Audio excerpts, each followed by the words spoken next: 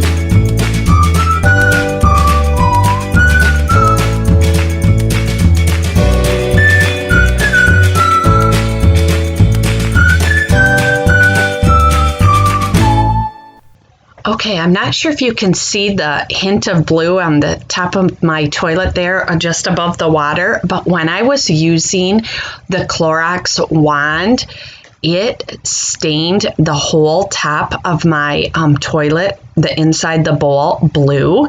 Let me know if this has happened to you, and if so, how you fixed it.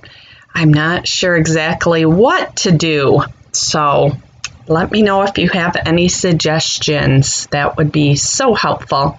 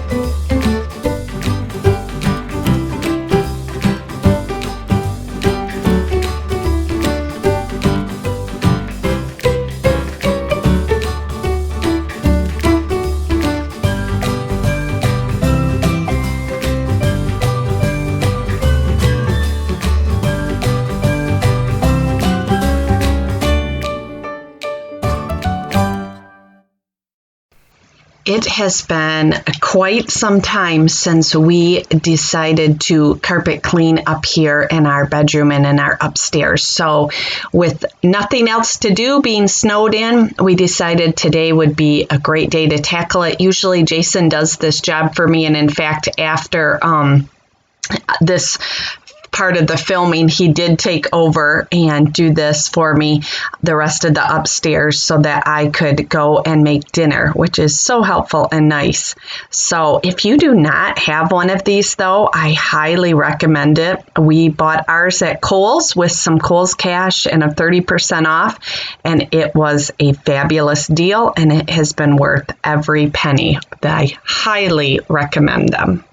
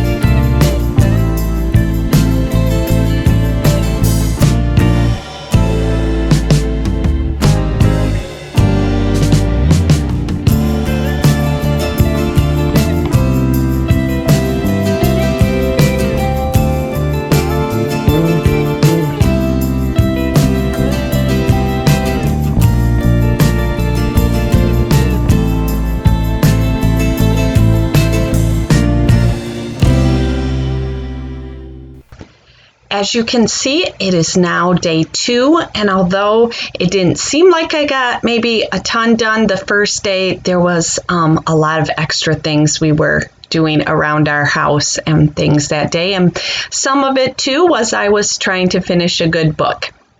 If you're reading something good right now, would you drop me a comment and tell me what it is? I would love to hear all about it. I love reading. I am a big fan of historical fiction, especially the World War II era, so I would love to hear all about it. I'm now in the basement, and the camera does not do justice to how dirty this pool table was. The DIY project you're going to see here that my children and I do got sawdust all over this table, even though we had cardboard down. But thankfully, it vacuumed up great and turned out just fine.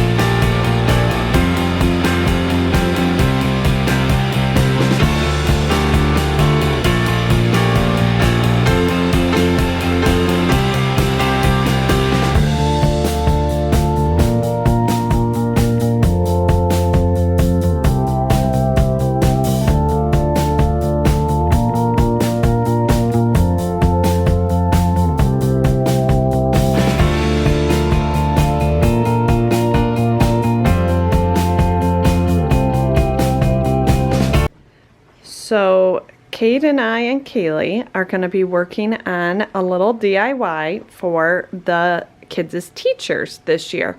Cade had a woodworking class this fall, and he has taken his skills, and we are going to make signs for their teachers. So here's the back of the board that he's cut out, and then we have all the frames and everything. So what he's going to do right now is sand them, and then we will stain the frames, and then we are going to paint the boards here and then put on a saying with my Cricut. So we'll take you on the process, but here's what's going to happen now. Thanks to modern technology and the speed of the camera and editing, Cade is going to zip right through these here, and we're going to move on to the next step. Next, we are just going to stain each one of these frame pieces. I'm doing the brushing on, and Cade is going to do the wiping off of them. This has been a fun thing to do together and to learn a skill as we work together. Cade really enjoyed his woodworking class this fall at school, and we are so thankful that he was able to have it and learn these new things. So Kaylee is now painting our boards. We are just using the Behr paint chalk one, and we just had dye it the black color, and then we will be ready for the next step. So she is doing a fabulous job.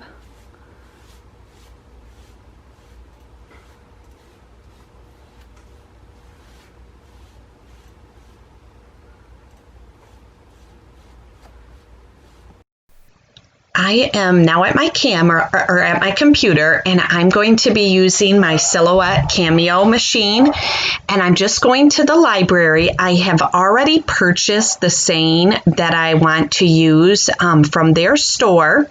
It's in my library now, and the one I want to pick this time is the saying, "Oh Holy Night." So I'm just selecting that, and then I am making sure it is the size I wanted, and I wanted the 12 by 12. I'm going to then send that to my machine, and I'm just doing this on a glossy vinyl. So I am going to load that into my machine here and let the machine do the work. It is pretty simple. I know a lot of other people have been using the Cricut, and I do have one of the Cricuts. It's just I liked the saying, how it appeared on my Silhouette here. Plus, it's already handy on my desk already, whereas the Cricut, I don't necessarily have a spot for it, because I had the Silhouette machine first. I thought my Silhouette had broken actually, and my husband purchased the Cricut for me and then came home and investigated more on the Silhouette machine here and ended up fixing it. So I try to save my Cricut things for more at school. After it is cut out, you simply take it off the mat and then do the process of removing the backing and everything from the vinyl. It's a pretty simple process and not too complicated. I did speed this process up, as you can see, but it really is not all that hard. Once you practice a little bit, anyone can do it. After that, what you're going to do is take out the middle of any of the letters so that it becomes very clear what that letter is. and it just makes things a lot easier.